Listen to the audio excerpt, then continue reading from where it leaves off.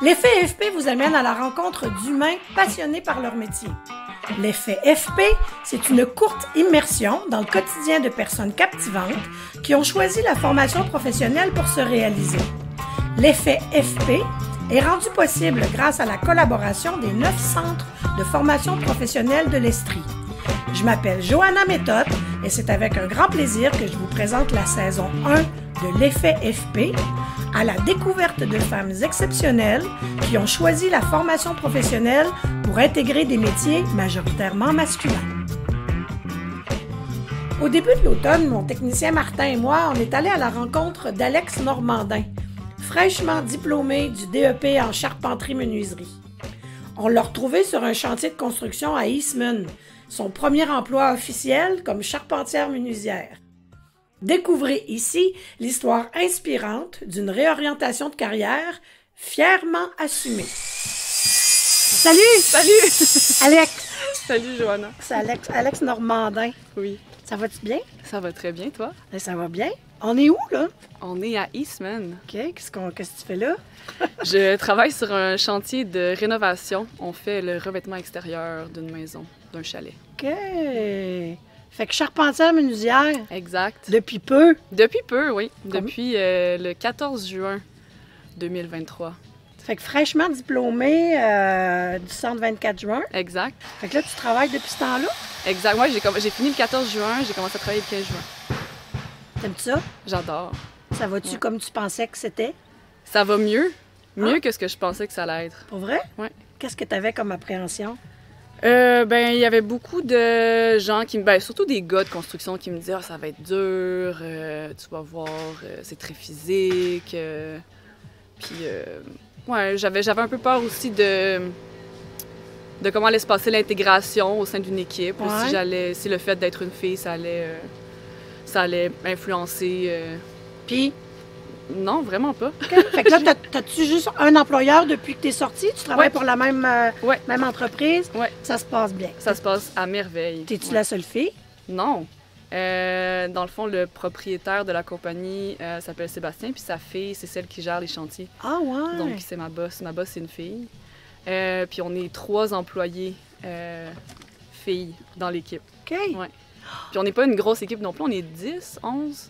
Donc 4 filles sur 11, c'est quand même un bon ratio. Ah, mais ça, même ça, c'est rare qu'on voit ça. C'est assez rare. Ouais. D'habitude, tu sais, des cas isolés où est-ce qu'il y a une fille parmi une équipe de gars, mais là, c'est le fun. Ouais, puis on a une super belle dynamique. Autant entre filles qu'avec les gars, puis... Ah, c'est encourageant. Ouais. Alex, comment t'es arrivée à faire de la charpenterie-menuiserie? Parce que toi, t'as un parcours quand même assez exceptionnel. T'as voyagé beaucoup, je pense. Oui, j'ai voyagé beaucoup, oui. Puis t'as des études universitaires? Oui, j'ai fait un bac en arts visuels à Concordia, à Montréal. OK. Et j'ai commencé à voyager après mon cégep. Puis j'ai pas vraiment arrêté depuis. J'ai fait mes études à l'université. J'ai fait un échange d'1 an en Espagne. Pendant mes études, j'ai continué à voyager les étés, tout ça. Puis après mon bac en arts visuels, j'ai décidé de continuer à voyager. Fait que je suis repartie de Montréal, puis j'ai voyagé pendant 4-5 ans.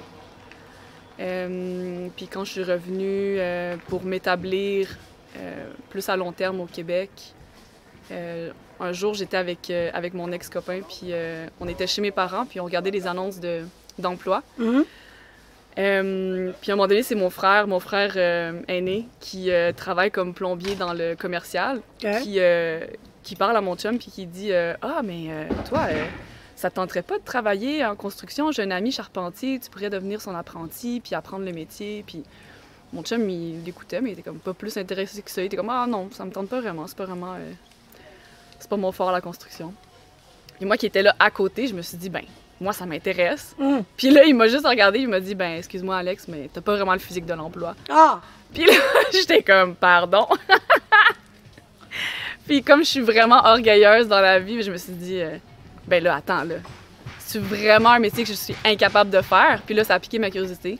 Puis j'ai toujours été fascinée par la construction, l'architecture, le design intérieur, tout ce qui a trait à la maison, puis la création d'espace. Puis je suis très manuelle. J'ai fait un bac en art, mais j'ai tout le temps fait des petits travaux de construction, travailler le bois, fabriquer des mezzanines dans mes chambres d'appartement à Montréal. Puis, ah ouais!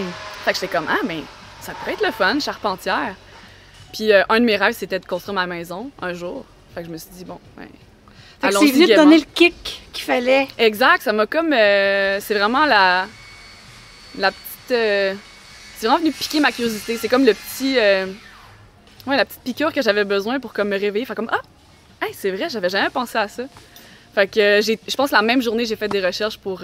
t'inscrire. Pour m'inscrire. Ben, je cherchais en même temps pour m'inscrire au DEP et pour trouver un emploi pour entrer par les bassins. Puis là, finalement, au fil de mes recherches, puis j'ai parlé avec des gens aussi qui avaient fait le DEP et tout ça. J'ai parlé avec une fille qui travaillait pour un syndicat à Quaticook, puis tout le monde semblait me diriger vers le DEP parce que ça semblait être un moyen plus durable, plus stable de rentrer en construction pour avoir une meilleure base. Ouais.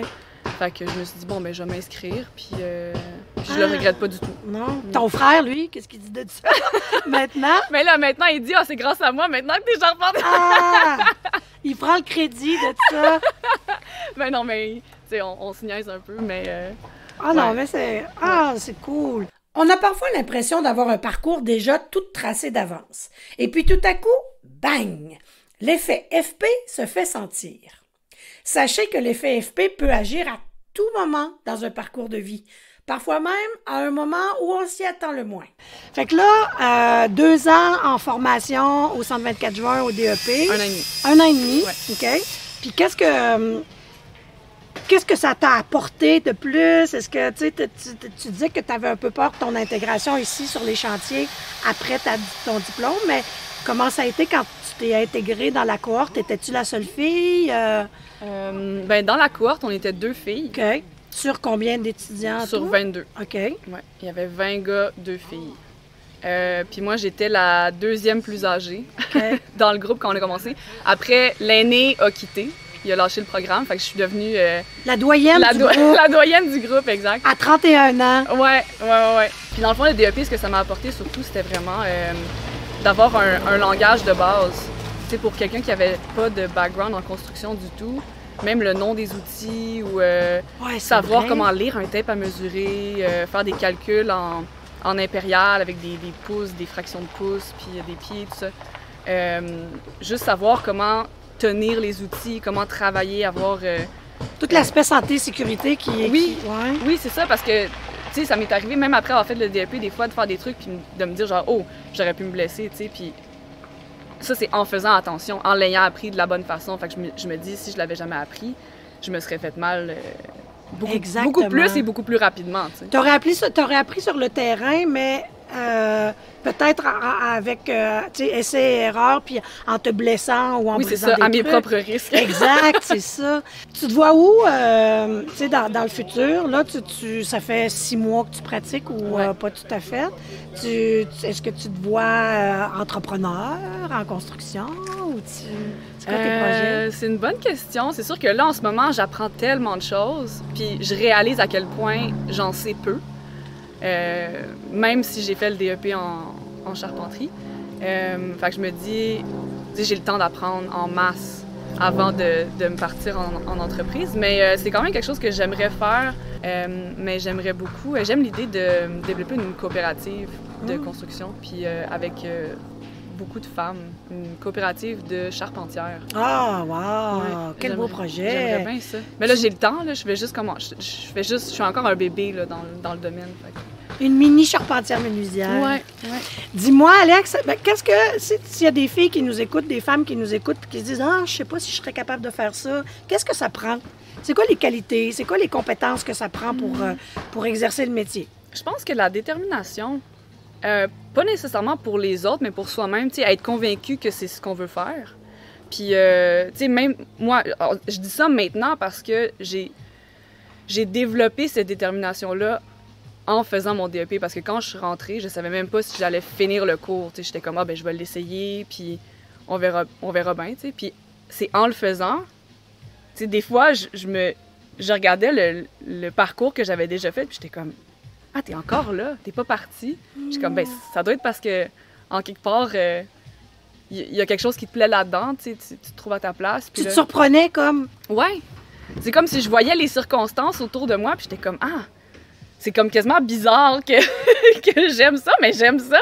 Fait que c'est vraiment en l'essayant, surtout pour, je dirais pour les filles, parce que c'est encore tellement stigmatisé, puis on encourage tellement peu les filles à faire des travaux manuels, dès l'enfance.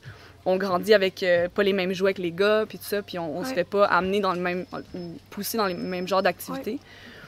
Fait que tu sais, c'est comme, on s'étonne soi-même d'aimer ça à cause de...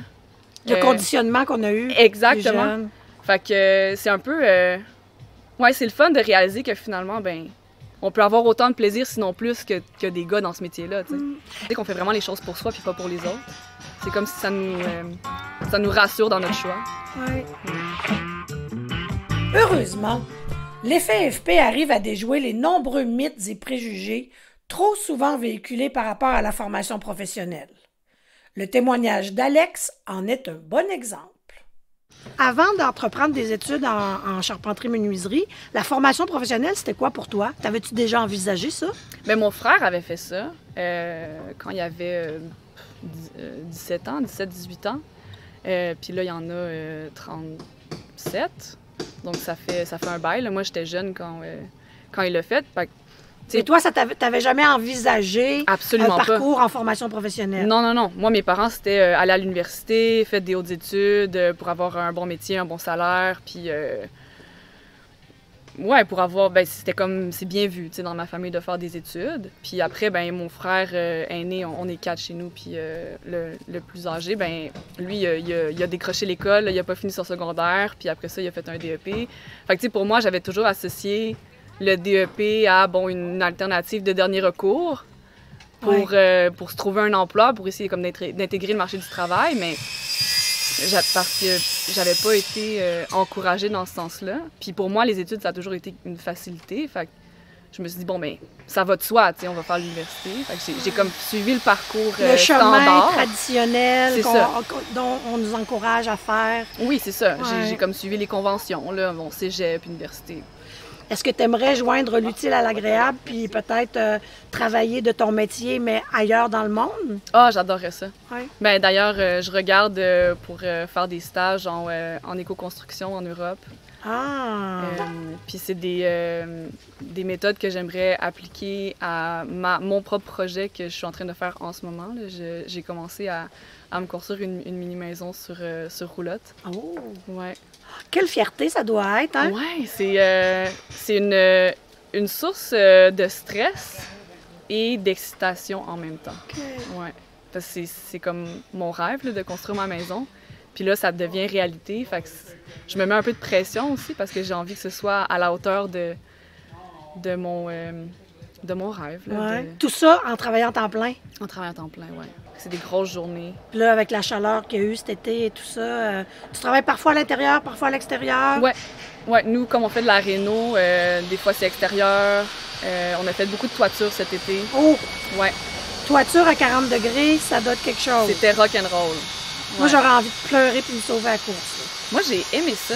Ah! Ouais. Masochiste. Je suis peut-être un peu maso, ouais.